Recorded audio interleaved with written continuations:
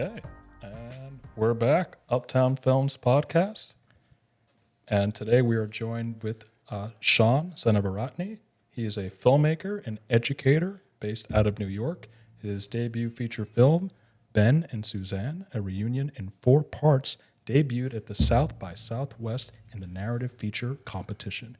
He teaches film production at Ethical Cultural Fieldston School, co-hosts Romercast, a podcast about filmmaker Eric Romer, and curates Redacted Screenings, a screening series in Queens, New York. Shaun, thank you so much for joining us today. Thank you so much. I'm so excited to chat movies with y'all. Oh my God, it's funny you mentioned Romer. Oh God, I love it. oh man. For our listeners, Gordon has a quirk where he'll begin a sentence by saying, "It's funny." And oftentimes what he says afterward is funny. So we're just kind of like, okay, you're joking all the time. But he's very poignant, makes such great points. That's just a quirk. Yeah, go ahead, Gordon. I find it interesting that you mentioned that you teach Film education. Well, not that, but also like Romercast. Yeah. Yeah. And it's funny because your film. Oh God, I'm back to it. It's funny. Your film, I do see shades of like what I've seen from Eric Romer's stuff. 100%. Probably like the biggest influence I had on this. Maybe even in the special thanks, I think emo music and Eric Romer. And actually, it's like doing the podcast. It was a sort of pandemic, or at the tail end of the pandemic. One of my really good friends, Liam, who lives in LA.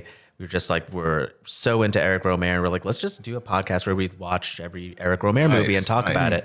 And I was reading all these interview books, and I was reading his biography, and it actually was my education in how to approach shooting a film independently. He would make these movies frequently, every year or every 2 years. Yeah. Small cast and crew, sometimes 4 people, sometimes 7 people. Wow.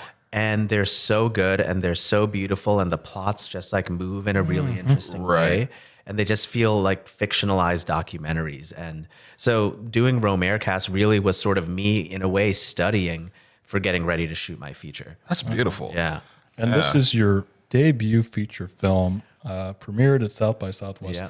I'll read the log line. Now you can tell us more about it. The romantic union of Ben and Suzanne is thwarted when their holiday plans become a work-from-home vacation.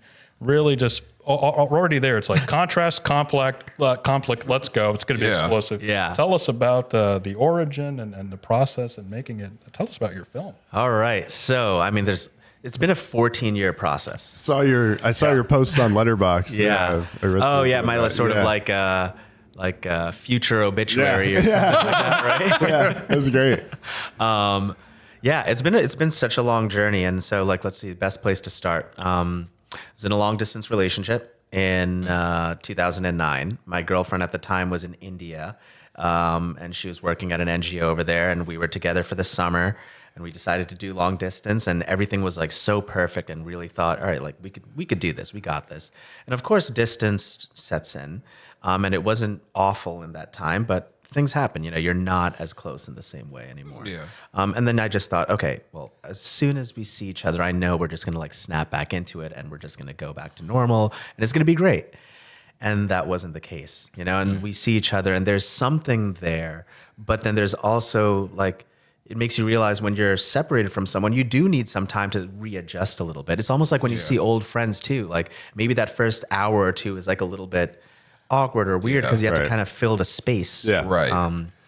So that was kind of the experience. So it's 2 weeks traveling around India together, wondering like, are we together? Are we not together? And both of us trying to like figure this out. Ending in a way that's kind of similar to what happens in the climax of this movie, in the hotel room. If we could, we could, oh yeah, there's a lot of things here that's like ripped from the headlines, I would say. But I remember just having that experience and be like, wow, this is awful, but this is interesting. And at this point, like I'd always wanted to make movies. And the first movie I actually ever made, so in college, I did cinema studies. And so I never touched a camera until I was 24 years old. Oh, wow. And yeah, and You sound like me. right? It's just like you got into movies, Yeah. and then my parents were like first immigrant parents. I'm first generation, so it was just like, oh, be practical, like don't go to film school, like Of do course, something yeah. like do marketing or whatever. Right. It's like, okay, Yeah. let's like, Do something that'll make money, you have stability, Do and take political care of science. us when you get old. Exactly. When you get old. You're our plan. and then it was exactly, yeah, you're the plan. And then it was 2008 and it was the recession. And so it's like, yeah. Financial that's when I realized like, it doesn't fucking matter what you study, what you do, because Anything you can can't happen. control the factors and circumstances of what is Right. going to happen in the world. So you just need to do what you want to do. So then, I was just like, oh man, this experience is awful. And the first movie I ever made was a birthday video for her while she was in India. Wow. So that's kind of like the prequel to like all of this. So the first thing that I made and my feature are like directly I was going to say, it's like a connected. full circle. It's a full circle. That's awesome. And then I came back and I just, I started, I was like, no, I want to make this movie. And I went to grad school and I'd been kind of developing it for a very, very, very long time. But what does like 14 years actually look like? It doesn't mean I'm like sitting there working on the script every day, right? Like we're all normal filmmakers in New York, so Right. we're working, we're having a life, we're having a social life, we're hanging out with friends, all these different factors. Right. And I think fear is Yeah. the biggest Very factor. honest movie. So Yeah. I can understand that. Like, Right? yeah, it's very personal. Fear, it's like putting yourself out there, but also I think Right. fear of just taking that next step of like, oh, I have to raise money. I have to actually do it. Yeah. And also it's just like you'll do a lot of work on this one step, and then when the next step comes, it's like you just have to kind of recharge. Yeah. That's why now I believe like just do all the steps at the same time. Give yourself as little time as possible and just say, give yourself a start date and then just do it. You could spend your whole life perfecting a script. And then it's like the script it's literally a blueprint. Like now I just try to think of it, it's like, these are just my notes Right. for what we're going to shoot. Yeah. Exactly. So I liked you brought up a start date. So do you prefer like giving yourself a start date rather than like an end date? Like I have to be done with this by this date. You want to have it like as a forward. Yeah, right. kinda It's goal. like this is the moment where it's like we are going to begin production. Like July 1st, we are going to Sri Lanka and we're going to start. That's awesome. Yeah. Nice. I think that's a good way to look at it, because I know a lot of people like to set deadlines for themselves, and just that word itself I know. is It's inherently negative and Yeah. That's very true. foreboding. So Yeah. I love Right, that right. perspective on the start. pre-production. And then you also need deadlines too. Yeah. Like, okay, we should finish post-production. Here's a soft by, like, this- deadline. Here's an Yeah. actual hard Right, deadline. exactly. And And then it's also- hard deadlines imposed by others. And It's yeah. intimidating because we had this conversation yesterday on the podcast with a different guest. The mixture of creativity and business. Yeah. So it's difficult for people to focus on one or the other and find success. It's hard to but do both at the same time. Hard Yeah. to do both, but it's also a bit of a necessity. I believe that your product is your script and it's also the guideline. Yeah. Because Right. the decision to shoot in Sri Lanka, that's going to be a financial decision, but it's also going to be Right. something that'll, same way, a financial decision. This is what will separate us. This story takes place here. Yeah. Here's our target audience. Mm-hmm. This is different. Maybe this particular festival hasn't screened films that have been shot here. Right. Yeah. And this is something fresh and new. So, Yeah. with that being said, what was it like shooting in Sri Lanka? Well, Yeah. what's interesting about Sri Lanka is so often we've seen it as a stand-in for other countries. Yeah, that's very Yeah. It's been a stand-in for Where it is on the India, map like- too. Like it's at the Right. bottom. I think Yeah. it's literally beneath India. In Right, that like sense, to someone that's not familiar with it as a country, they might just think it's an island extension of India, right? right. Yeah. Right. Even though like culturally it does feel like so completely different from India.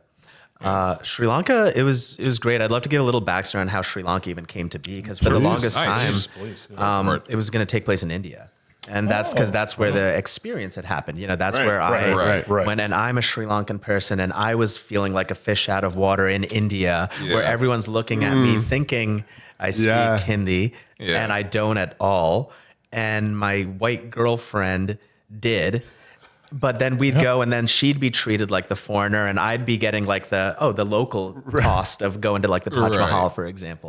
Wow. I was like, whoa, this is like kind of like a weird experience. And then I was in Sri Lanka with my mom then she was like really sick at the time, and so this was like 2022, and we were in a car with the driver going somewhere, and I was just telling the driver about my movie idea. And then I was like, oh, and we're going to shoot it in India. And my mom was like, why are you going to shoot it in India? And I was like, oh, well, like, it took place over there. She's like, yeah, who cares? This is your country and this is your home. And like, you should be putting it on the screen. yeah. And I was like, Mom's a producer. Awesome. yeah. I like it. Literally. Yeah. And then I was like, oh, I don't know. You get, I think when you're basing something on your life, you get so tied to the verisimilitude or the reality of what had happened. But until I switched it to Sri Lanka and I explored it, I was like, well, what would happen if I switched it? And then it opened everything. I was going to say, did it kind of like allow you to kind of explore more fun kind of ideas? I didn't have to feel like I needed to stay true to like That's awesome. the trajectory of what it originally happened. Yeah. But shooting in Sri Lanka was awesome. We had a production crew, production company out there. We did a location scout. Anastasia, who plays Suzanne, and I did a location scout in February, and we shot a short film while we were doing that too. I noticed that on Letterboxd. Yeah. Which short film was it? That one is being edited right now. Very cool. So I don't have a title for it yet, but it's kind of the Suzanne chapter. So I there's love like that. 3 short films prior to the feature. So it's almost like a Before Sunrise-y sort of series in I a love certain that. way. But you don't need to have seen anything. Like I designed them all to be standalone pieces. Great. Yes. Like that. I like Yes. that. Independent of each other. No, yeah, exactly. Don't wanna Not get like too- cinematic universe. Yeah, don't want to get too MCU with it. Right, exactly. It's funny because like you mentioned, like, bifurcating the perspective of the two in the shorts. Like there's like a triptych of films where it's like the disappearance of Eleanor Rigby, him, her, and them. Yeah. And I haven't seen it, but I've known about the premise and how it's set up, and I'm like, I just find that fascinating. Yeah, I definitely had that movie on my watch list as like a sort of, they're doing like a similar sort of thing, but I never actually watched it. But I liked it conceptually. It's like, right, like that. how do these moments feel from one experience to another? Yeah. And then when we look at it like in an objective way or something. That's funny. It wasn't like you hadn't watched it and it wasn't a direct influence because of that, but like you were planning on it. But like in terms of like this film and just like your artistry in general, like who were some like influences, filmmakers or films, whatever. Yeah. I mean, 14-year process. So like depending on the version of the film, like the first version of this movie was very Antonioni-esque. Like I was like, like serious, like art housey. Yeah. And then like another version was very Kar-Wai, like just like it was like super I can dynamic, see chunking, some of the expressive. visuals. Yeah, I'm a Kar-Wai I fan. even think I about can that, tell. but now I see it. And then, so then around the time of this, I'd say the more direct influences would be Romer, screwball comedies like Philadelphia Story and The Shop Around the Corner. Nice. Like I just love the witty repartee. Yeah. They even the mentioned back and Lubitsch. forth. And they mentioned Lubitsch in the movie. This is like a very like a lot of deep cinephile. Starship Troopers. I love that. As like a I love that literal quote. main plot point. I love that. Yeah. Which we kind of came up with while we were in Sri Lanka. That's Wow. that Amazing. wasn't Wow. That's amazing. all that was written Just into the kinda- script was the joke he makes when they're on the balcony of like, oh, what's the bug situation here? Is it Right. like some Starship Troopers shit? And then we just kind of ran with I it. love that. So you kind of That's improvise. awesome. Because we had to that. rewrite. So the strike we started filming July 11th, and the strike started July 13th, Wow. and we were in Sri Lanka, so we did 2 days of shooting, and then we were on strike, and so we were just kind of stranded in the middle of the country. And I was just rewriting everything because I was like, I don't know when we're going to come back into production, but I know Yeah. we'll probably have less time, less days, and we're not going to be able to follow the plan that we had initially set out. Right. And I was just brutal with it, just cutting scenes. Nice. And it was so great because that's how I always wanted to make a movie and how I always wanted to make this movie, Yeah. right? It's a road movie. You need to be loose enough to bring in the influence of what is happening while you're traveling. You can't be so rigid Right. Yeah. doing a movie like this. And I have It to allowed say for that. It's That's just, you sound so wise saying that, and it's your first feature I know. film. It's scary. You made such a, I'm I have scared. to say this, you made such a mature, grounded film with such realistic moments that resonate with me personally. I took screenshots here, and I'll delete them, I promise. No. Keep them. Post them on Instagram. Yeah. Oh my God! There's so tag me in many it, yeah. great moments with the man. two characters.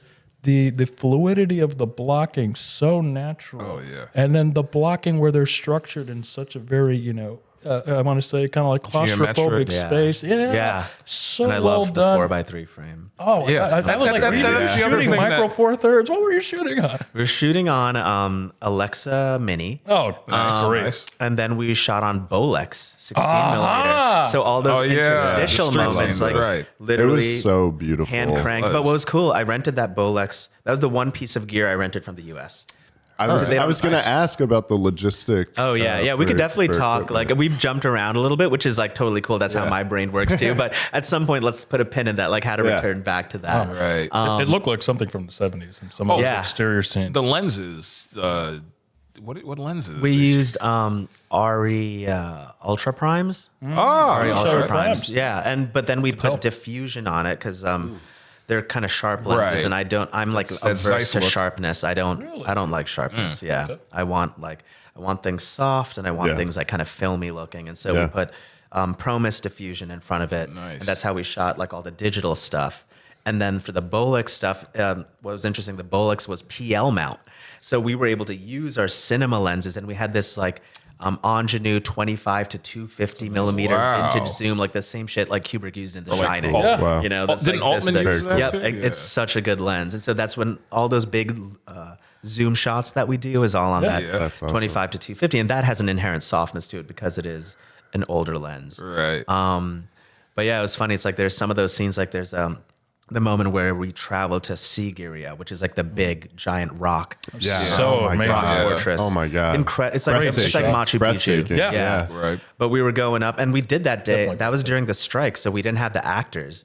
So we Wow. were just like, we got to shoot something. We're here, Right. And so I'm so happy we didn't have the actors that day because now I feel like that moment feels like beyond the characters. It's just about experience and Yeah. travel and seeing Yeah. like Yes. and the old world, right? Like you see the Buddhist statues, and Right. like the rock, and like what things were like 1,000 years ago, and then it hard cuts to an Excel spreadsheet, and that's one of my favorite cuts in the movie because Yeah. it's like, what have we done to ourselves as human beings, right? Like we used to live in such a different way, and now our lives are like in the screen and on a spreadsheet. Yeah. It also, I completely agree, first off, and yes, but it also feels as though you're making Sri Lanka its own character in Yeah. the Yeah, film. 100%. And in that hard cut, it's like, yeah, it's not a character, an actor on screen, but it is someone. Yeah. Well, even the credits, Right. how Oh, you yeah. shout out each province and the That's true. locations. Yeah. Like it's like an actor, you know. Yeah, like these totally. are the specific characters that were in this. I was you know? very happy, like when Yeah. I came up with. That was I beautiful. love my Oh. title sequences Yes. and So the intentional. credits. Oh, I and, love For some that. reason, the credits. I loved it. This isn't exactly like the same, but like it made me think of.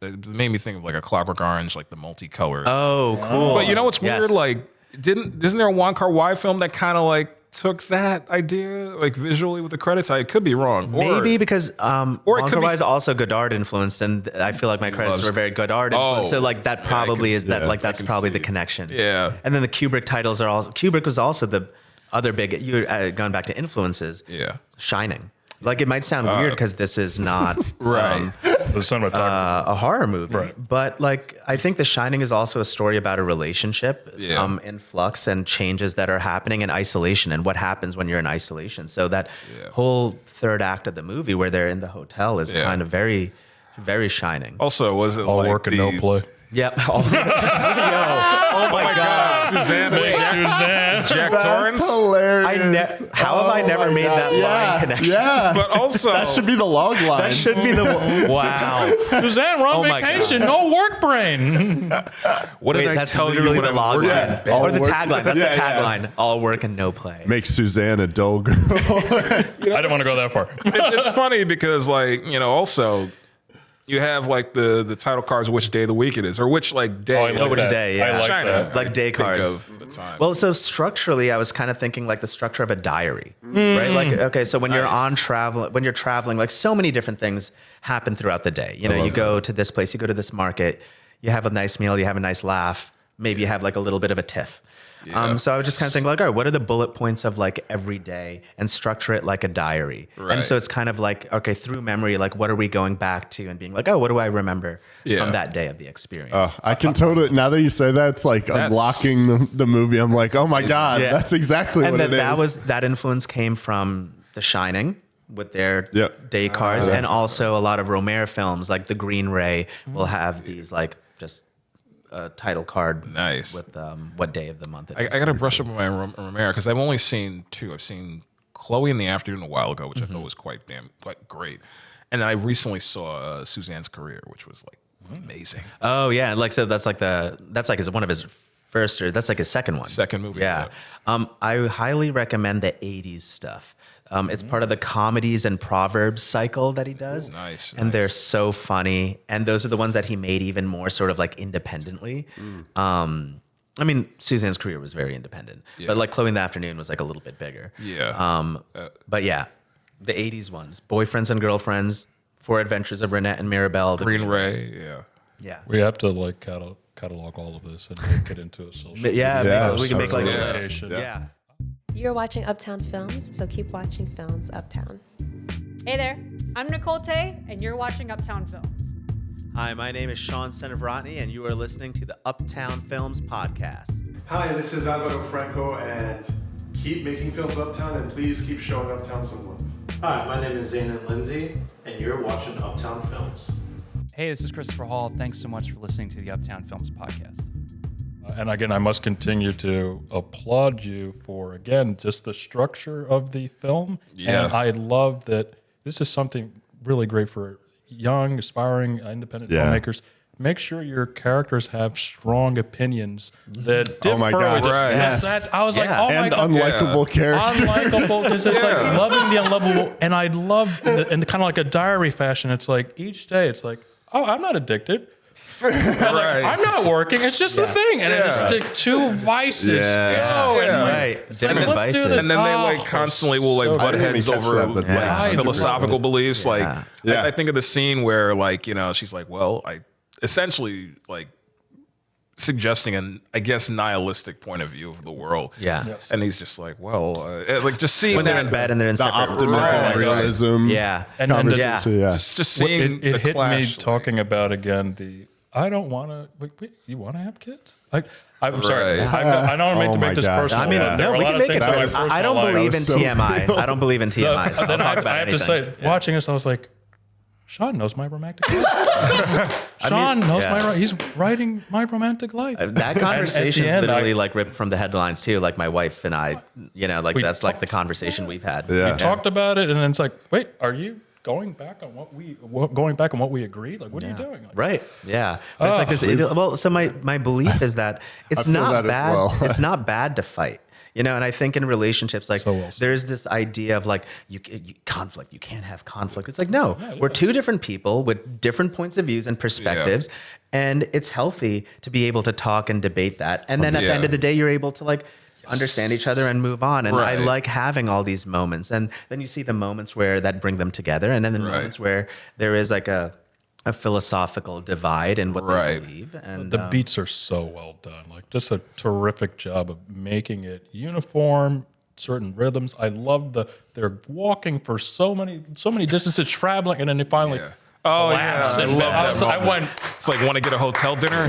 yeah. It was a hotel day. It's hotel day. And then that moment, it's like we need to feel like that walking. It's like 5 minutes long or something. It's like Right. we need to feel like so it good. sucks. Yeah. And let's feel like how long it's going to take. They've literally walked through the night, and we as an audience are like, oh my God, by the time they get to the hotel room and like flop on the bed, we're also Yes. a little exhausted. 100%. Yeah. This felt like a little bit. Have you seen the movie Butch Cassidy and the Sundance Kid? I know. I still haven't It's- seen Butch They're so Cassidy. Mirandering. We're going here. We're going here, and then we're going to rob this place. Or okay, no, we need to hide, and we need to fight. It just felt like a lot. It felt like a buddy comedy, like buddy cop movie. It's like, all right, let's travel around Sri Lanka. Like, welcome to my place. All right, let's do it. Yeah. We need the morning after pill. Yeah. Every calamity was happening. Romance movies and buddy movies are the same thing. Yeah. Like the buddy movies, just like the platonic romance movie. What's funny is I was gonna say often those cowboy movies are a little queer coded rather than 100%. straight platonic. True. Yeah. So it's 100% hand in hand. Yeah. Again, great job. Sorry, I just have to. Yeah. I saw it last night. I'm like, I need a 2-week break before I rewatch this. This is too. Sean, I cried at the end. Dude. It was such a good ending.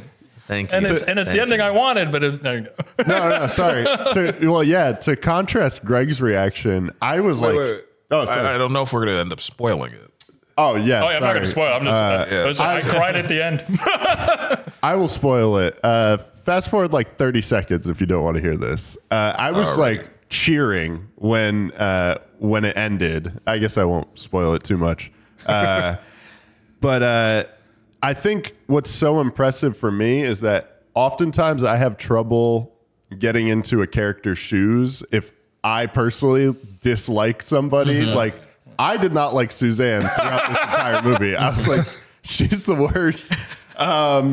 But you did such a good job showing that they love each other. And I was like, okay, I might not love Suzanne, but I can see that they love each other. Sure, yeah. And then at the end, you can still see that they have such a deep like care for each other. Yeah. And that there's still feelings there, and that it is that just like philosophical divide. Totally. And I think I mean, on the note of like sort of character design or like likable characters and unlikable characters, like my approach is just like, as long as you make characters authentic, right? Because you can't predict what's likable and what's unlikable, and everybody's different.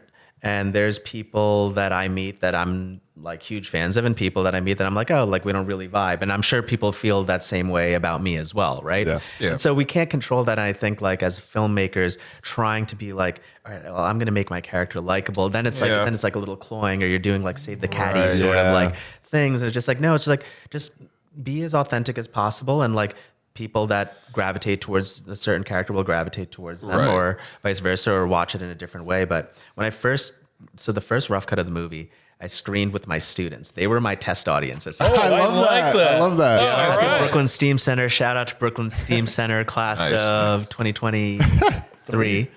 And it was so interesting because you had students that were Team Ben, students that were Team Suzanne, students that were Team Both, students that were Team Neither, Team Muhammad, everyone loves Muhammad. Yes.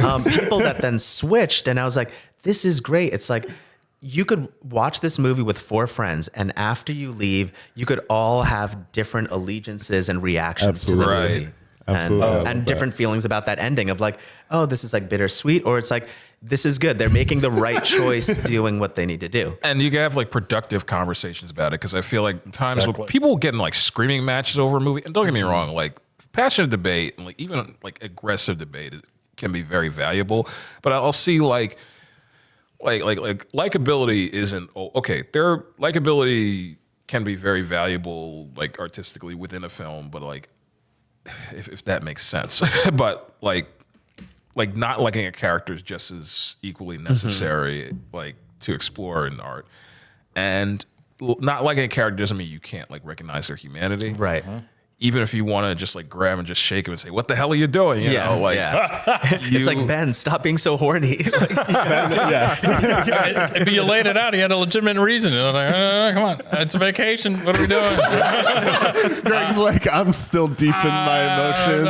I'm saying, Sean, you wrote my life. It's a very, like, I think, Ben. universal story of couples on vacation. Yeah. I like this is stuff from Breaking Bad when they had their talk back with fans, and fans would ask like, I have to ask, like, why would Walter, his genius in planning, why would he leave the book there in the bathroom? And it's like, hey, there any reason you come up with in the sense of why he would do that? I say you might be right, because this show is also yours. Like in our writer's room, this is what we got. And if there's so many differing opinions and passion, I think you did something right.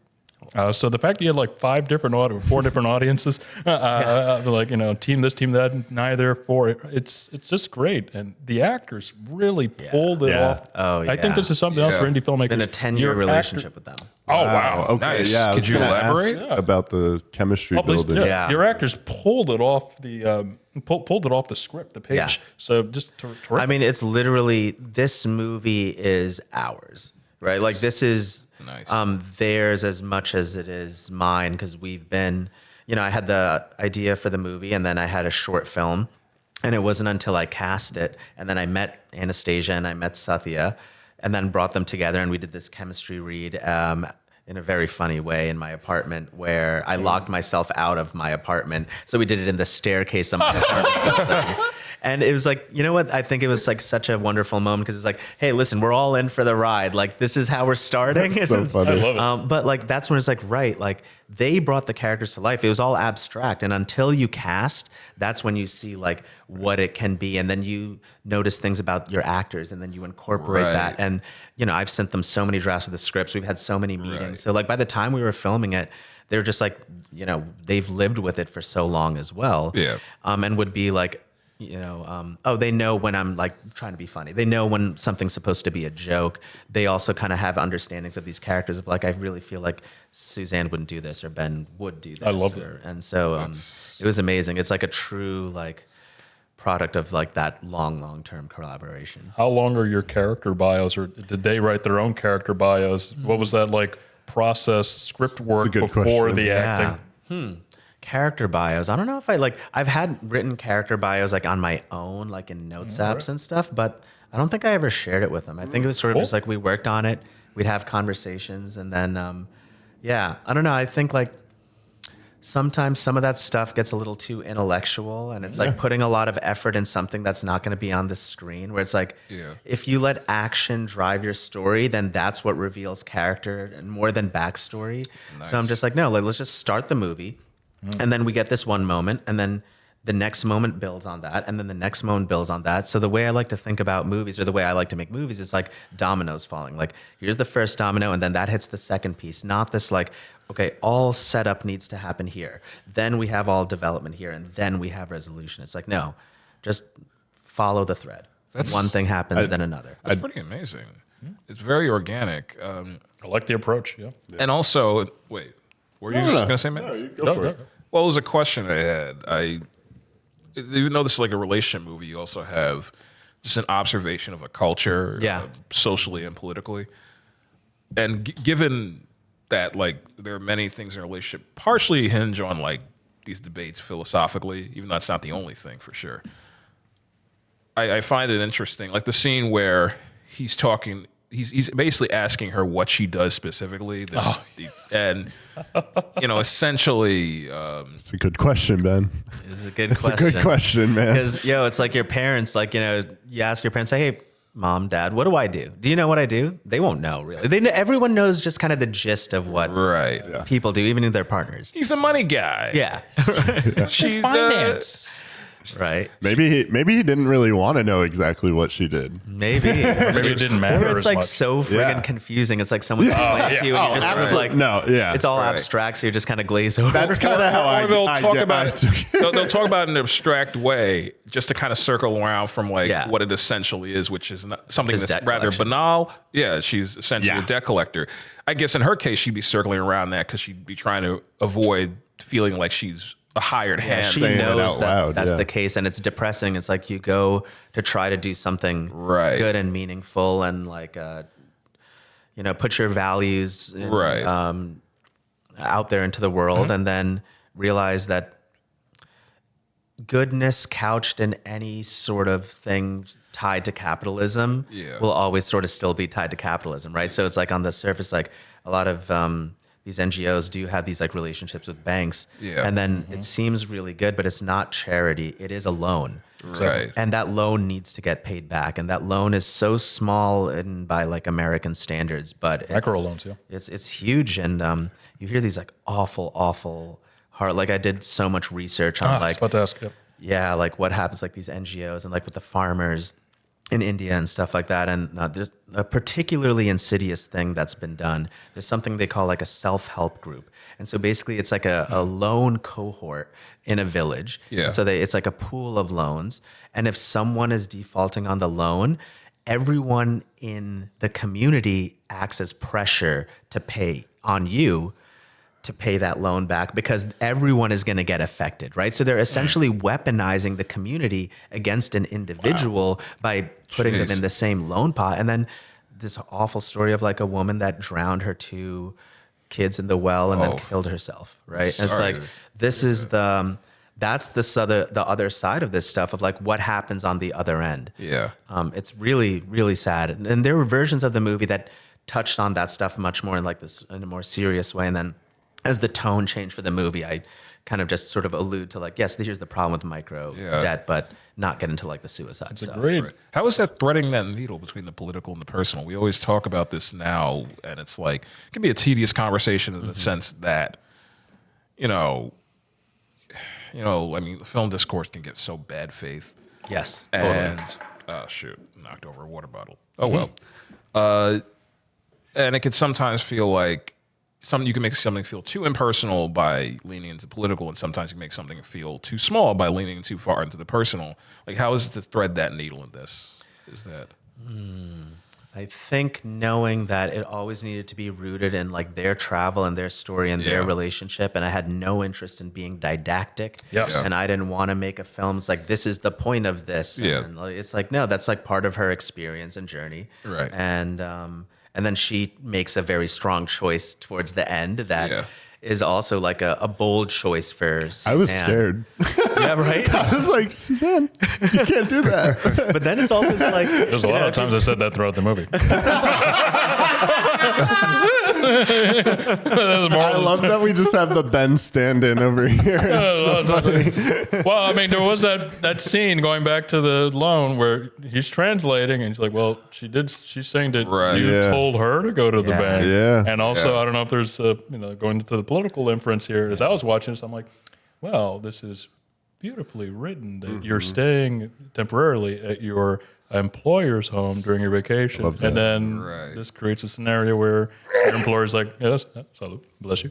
Your employer's saying, I need you to work even though you're on vacation. And the fact that it's a white woman going to natives and saying, hey, you got to pay back. Yeah, right. I speak your language, which might make it even scarier. Yeah. There's so many layers to that stuff. Yeah. It's, I mean, that scene, I love that scene, that woman we found, her name's Kavita, and the first time on camera, she's our unit production manager in Sri Lanka's wife's coworker at their office.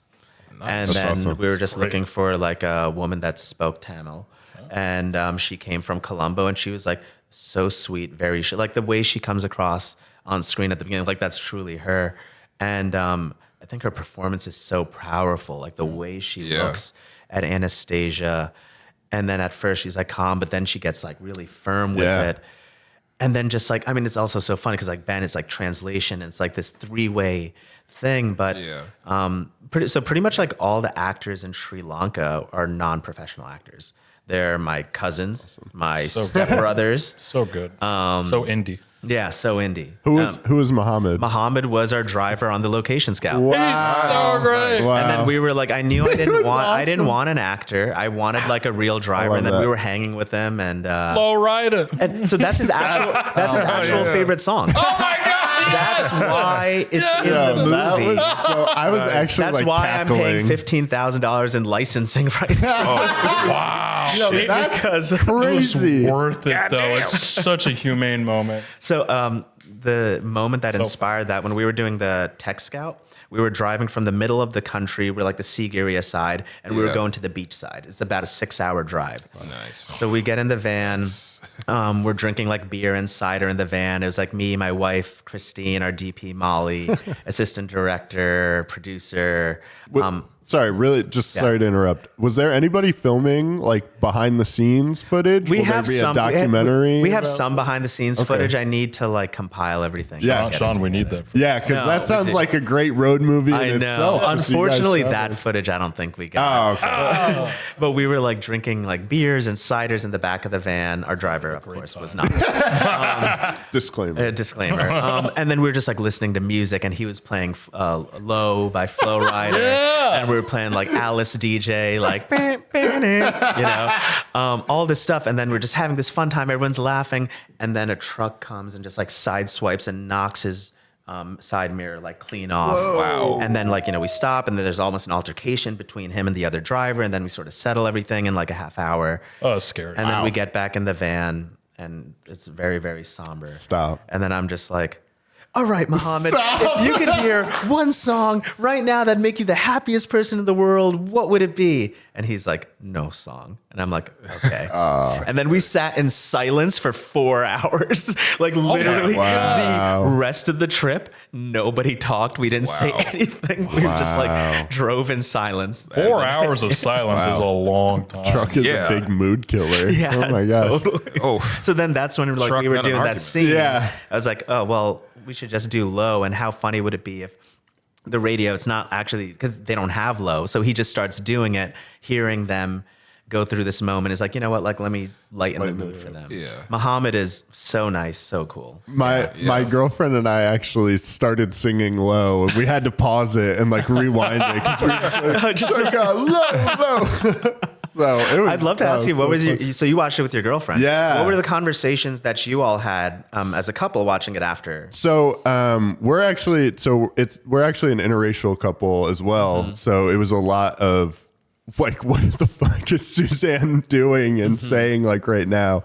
And it was a lot of that, and also just like enjoying like the realness of the conversations. And we were talking like about the optimism and stuff like that a bit, and also like at the end. Sorry, I keep bringing up the end, but when Ben is sick in the hotel and she like wakes up in the middle of the night and hears him going to the bathroom, and she like looks and then like goes pretends like she's asleep. And I was like, I've done that before. Yeah. Like we've both done that Like when before. you're So we're like, angry at somebody, like, just like, but yeah, you still care, but you like don't want to let him know. Yeah. So that moment pretty much was like real life. That moment is, and when that happened to me, I was like, this will be the climax of a movie I make one day. yeah.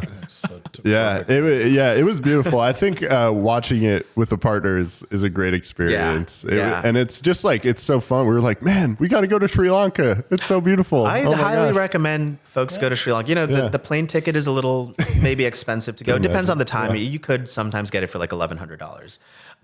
But once you're there, it's super affordable, and like everyone is so lovely, and it's easy to see the whole country because it's small. Yeah. So you can really see a lot in 2 weeks. And the food is incredible. And, I love your phone because it made me want to eat and travel. Oh my yeah, God, cool. And I also at the beginning I kind of stopped because I saw it last night. I was like, I had to pause. I was like, wait a minute. Why is he getting out of the car and he just woke up? Oh, wait, they drive on the right side. Right. I had to pause like, duh, Greg. But I just love films that make you want to eat, try different cultures, and travel. I really want the movie. So we're doing our contract stuff right now for distribution. And so I'm so excited Can you for talk it about to get on planes. Oh, God. Because I want couples to watch it either before they go on a trip or after their trip. I gotta say, you're right. I'm so excited for it to be on a plane. I love that. I think that's a terrific tactical maneuver because it needs to be on a plane. Yeah. You're traveling. This is a great I actually believe planes are a great place I to agree. watch movies. Yeah. Some. I'll say some. I watched friggin' Dune 2 on a plane. I watched Dune 2 on a Dune 2 plane makes sense. with no headphones, just listening to the 1975. So I'm just listening to my music That's hilarious. while watching Dune. And then eventually falling honestly, asleep. it sounds enjoyable. The visuals are Oh beautiful. yeah. I like when I'm on a plane often. I'm watching a movie just visually, and you can really see, like, if you just watch a movie, no sound, like, does this work? Does this make sense? That's a great exercise. absolutely. You're That's- such an educator. Watch some Brian De Palma films like that. Oh my God. Yeah. 100%. I would not watch The Substance on a plane. No, just because somebody would look over and be like, what is he watching? Why are you Is he ruining my okay? meal? What's Yeah. wrong? No, that's Why are you so exactly why you selfish? need to do it. Stop eating shrimp, Dennis Quaid. One time I watched Spring Breakers my on God. a plane. Oh, Spring Break. Oh my God. Right? And just like, oh, I hope there's like a kid in the seat, like diagonal behind me that's like peering over my shoulders. Watch I'm Definitely interested shouldn't in be this watching movie. this, but I am. Yeah. Put on some Dazed and Confused. That's awesome. Great movie. Just talking about distribution. Oh, yeah. Are you planning? I looked through the releases on Letterboxd, and I don't think I noticed it playing in Sri Lanka. Is there any? It talk? did. It didn't play Okay. at a festival. We Okay. did our own Sorry, screening okay. over there in Gotcha. July, and that Awesome. was, oh my God, like Yeah. that screening was Could you? Yeah. beautiful theater, and like, I mean, this my dad got to see it. Like, Oh, my that's stepbrothers, my cousins, the people that are in the movie That's awesome. got to see it. Muhammad got to see it. Hell yeah. Yeah. Hell yeah. Nice.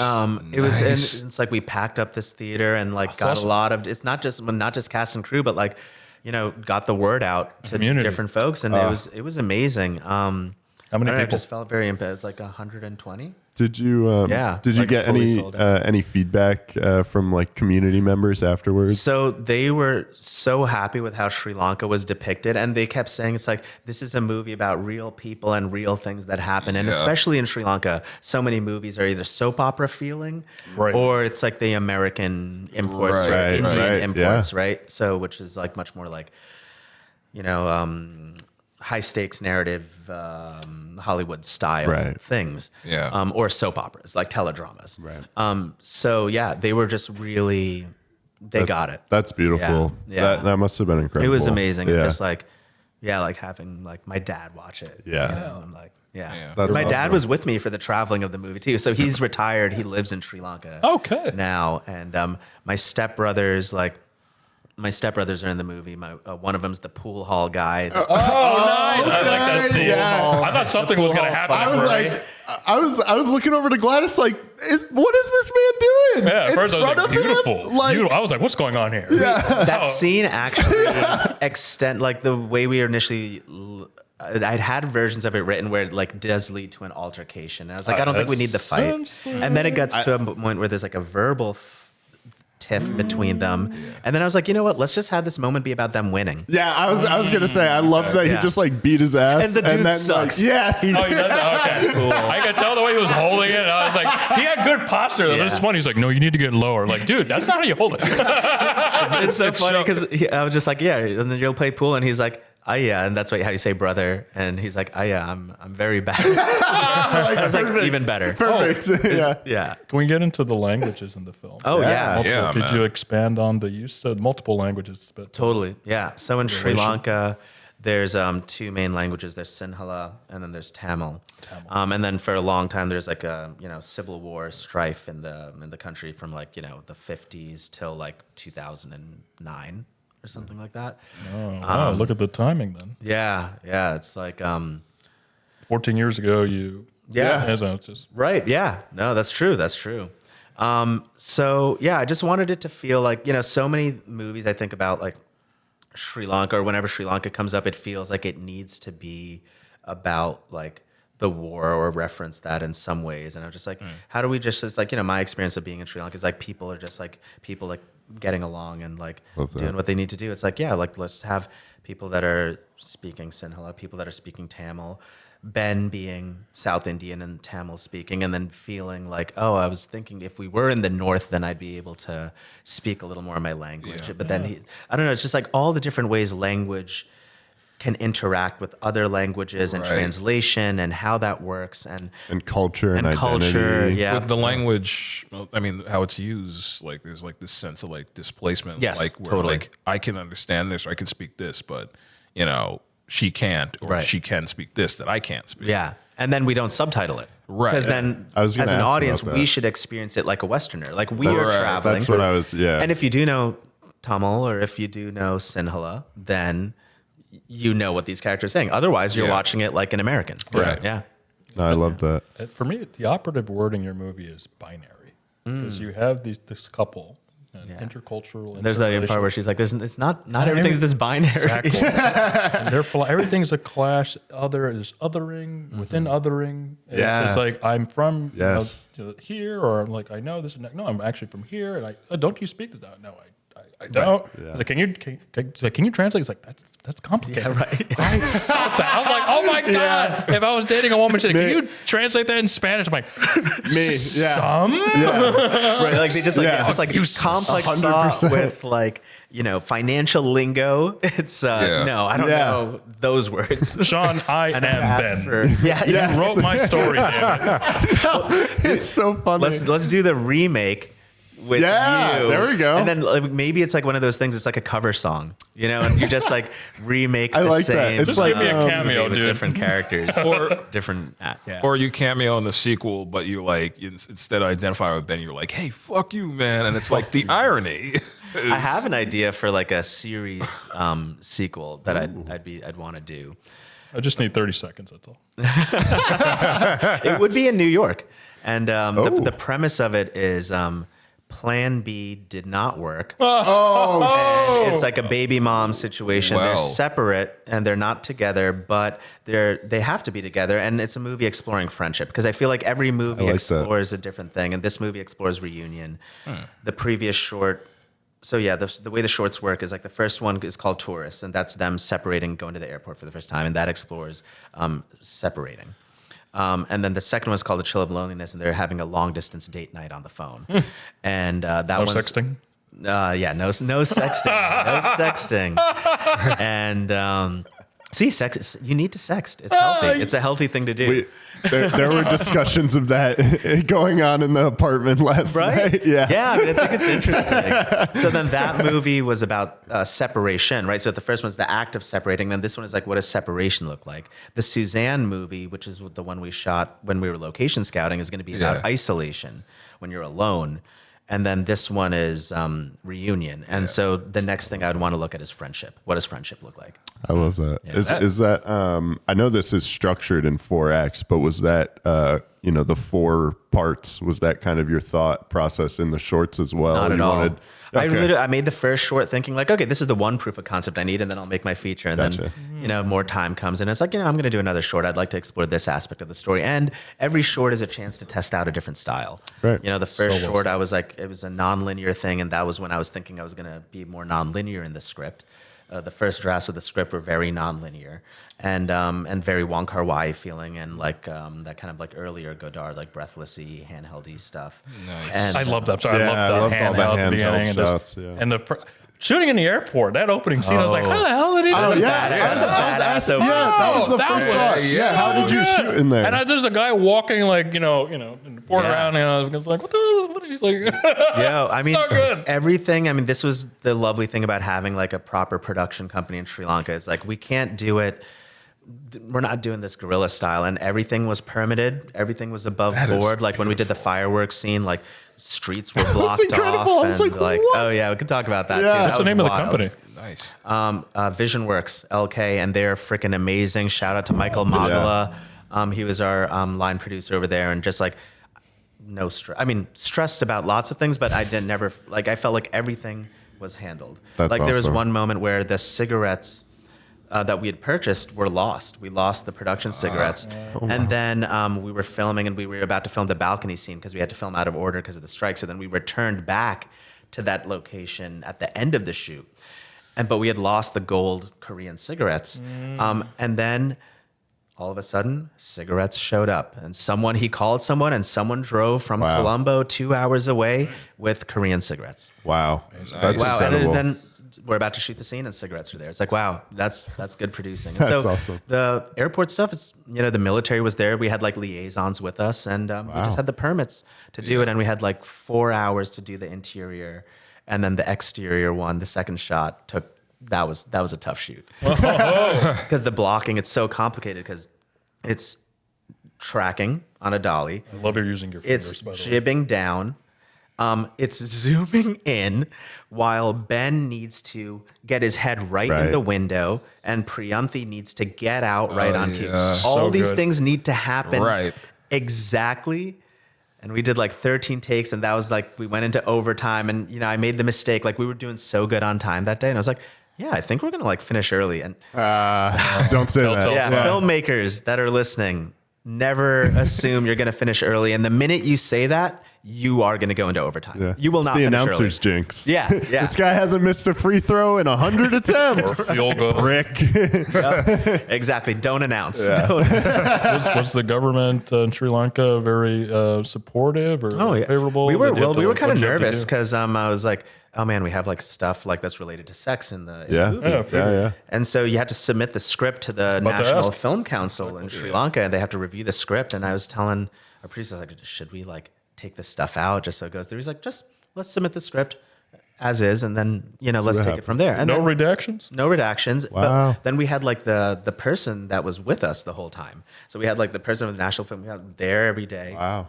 Hat on and like his like shirt and Wow. just very quiet, just sort of observing. And I was like, okay, but it's cool. He's just, I think, just making sure things are cool. Yeah. And then certain like when we wanted to film at the Dumbula Caves, that's like a cultural heritage site. So then you had to meet like certain other people, and we had to meet with like one of the high monks in Sri Lanka Wow. to tell him about what we were going to do and to get this permission to Oh, film. wow. What was there. that? What was that experience like? Yeah. It was interesting because like I went in with Sanath, who is our unit production manager, and like we're there, and it's like with this monk, and like you're very sort of like respectful, and he was like, I mean, I can't remember exactly, but he was sort of like, okay, yeah, like asking all these questions, or you could do this or not do this, and like we were like, okay, sure, like you're very like reverential, and then we told our producer after, he's like, man, I should have come in there with you guys and just been like, this is like, he didn't feel like any kind of like reverence. I'm glad he didn't go in there. So Blown the deal. Oh my gosh. That is I'm not showing He was respect. just like, no, we tell the guy, like, yeah, this is what we're doing. It's like, whoa, it's like, I do like your sort of like practice, because he's Sri Lankan too. So Yeah. it's like, it's,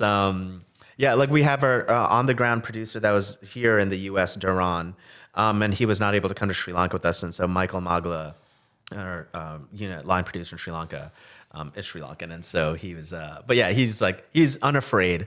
so and, funny. but yeah, we had to meet with like the high monk of, Wow. of that area of the Dumbula Caves to get the permission to film over there. So it's That's like all these incredible. things that you kind of realize, like, oh, like how do you like do this stuff? Yeah. Yeah. Such a great education. I have to ask, any photos with the high monk? No, I don't think we took any photos. Any photos of the exterior? Of, We did it. I got lots Rocky of photos, but not with not with the monk. Yeah. Well, you touched on it briefly, the sex scenes in the film. Oh, yeah. I wanted to talk about the discussions Yeah. beforehand. Oh, yeah, like, for with sure. the actors and everything. 100%. Yeah. Yeah. So we had an intimacy consultant. I was about Awesome. to ask. Yeah, Yeah. her name's Nicole Orabana, and Very cool. we didn't have a coordinator with us on the set, but we had a nice long meeting before shooting, and we talked through all the different scenes and what's happening, and she gave very good practical advice. And it's like, right, a sex scene and any intimate scene, you just treat it like a fight scene. It's true. And the minute you do, and the minute you block it out, and not just be like, okay, cool, like then you start kissing, and then we'll improvise. It's like, no, like if you give the clear instructions, it's so much better. And then like if every actor knows what they're doing. So literally one of the suggestions is, how many beats is the moment? What is the intensity level from 1 to 10? Just getting the permission before like you do it. It's like, is it cool if I like put my hand over here? Like, is it okay if I touch over here? Like, what are your boundaries? Like being very clear, blocking out the scene of like, okay, cool. So I'm starting here, and then I'm moving up to the knee, Right. and then we're moving to the shoulder. Yeah. And then you do like one take. And it's like, because it's like, right, you mapped out every single beat, and then the actor, because they know just like what they're doing, you just get to live in that moment.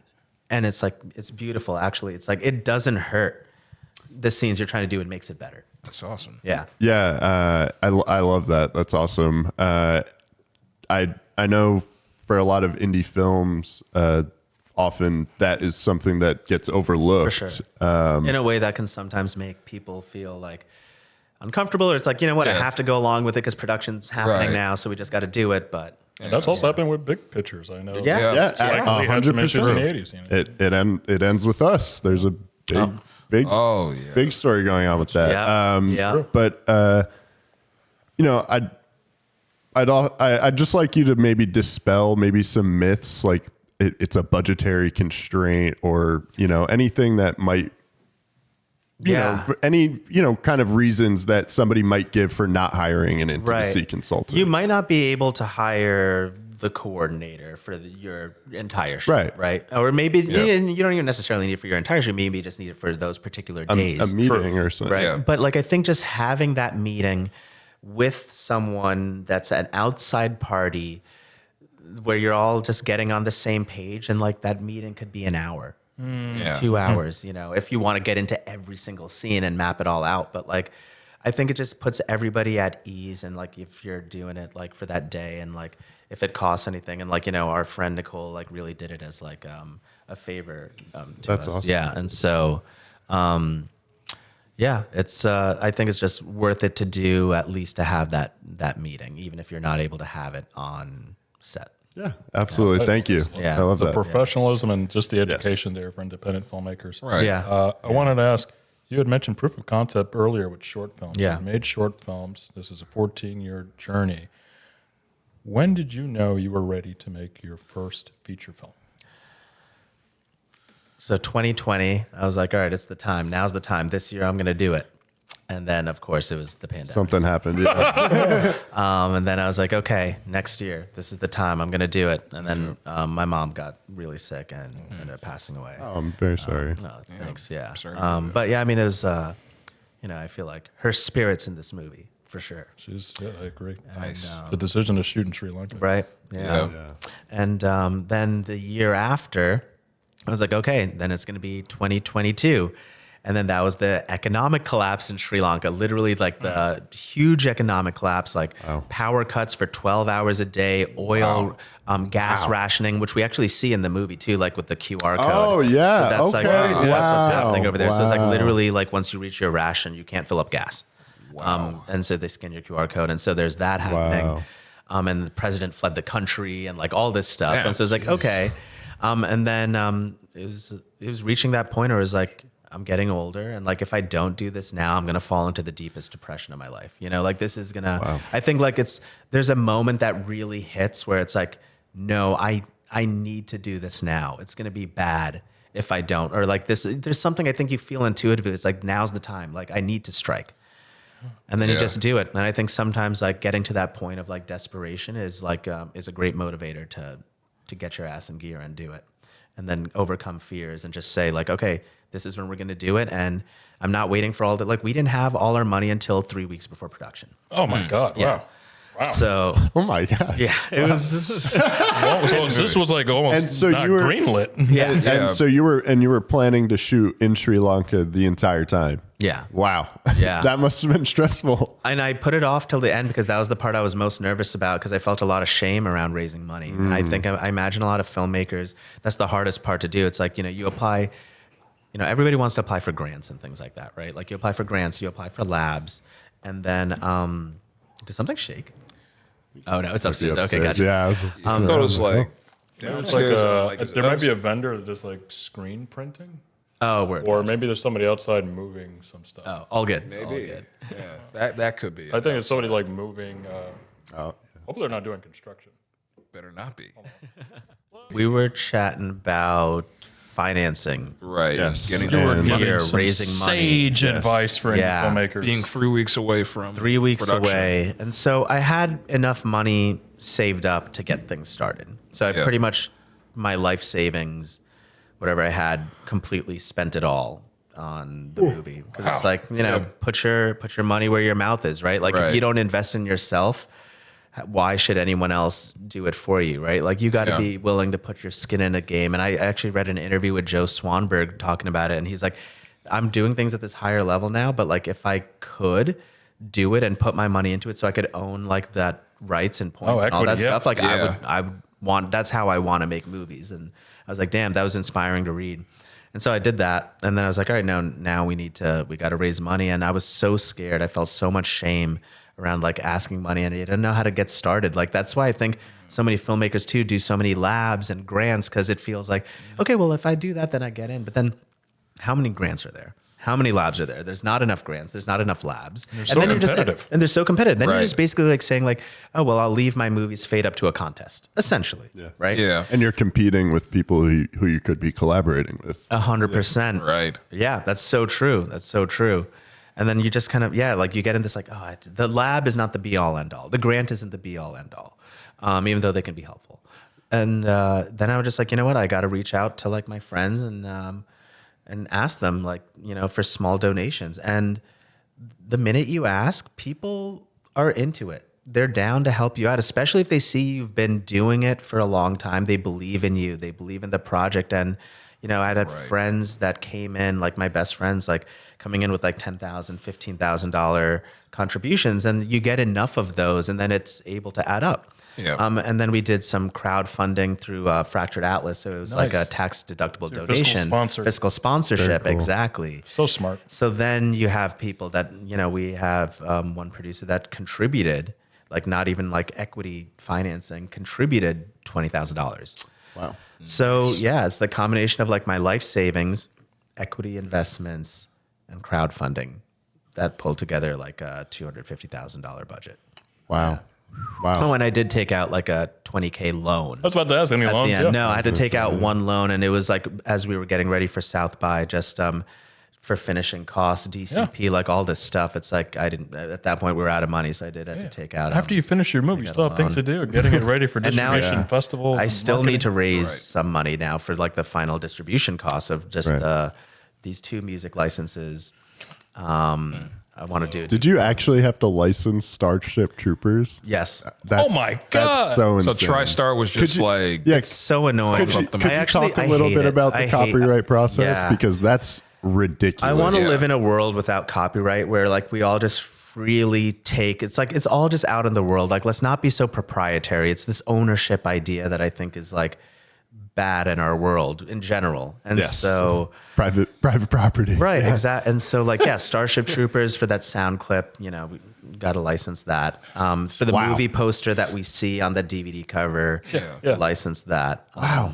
Not even from Paul Verhoeven himself, I guess, but from TriStar. Yeah, from Sony. You know, that Sean, that joke became very expensive. That running. I know, yeah. I could have cut it. Was your producer like, come on, man. What the hell? We could keep going. But then it's just like, if it's so good, so it's like, all right, just It was this so is- good. No, This is what you Absolutely. I love it. it's all good. It's all good. And I wouldn't change it, because it's like I think of like, oh, well, what else would I have done? It's like I think bringing in things that exist in the world, and that's where licensing comes in, is a great thing for audiences and like your connection to a movie. Like it places it within the context of the real world to hear certain songs, or see a movie. I always think about, people always talk about David Fincher and his relationship with product placement, but his reasoning for doing it was similar to yours. What's funny is he came from advertising. Yeah, sure. You did commercials too. And it's funny in Fincher's movie, I never music noticed the videos, product too. placement, because it's Yeah, probably so good. like it's done in a more artful way, not just like Subconscious, here's like He's not selling you that something. shot in Man of Steel where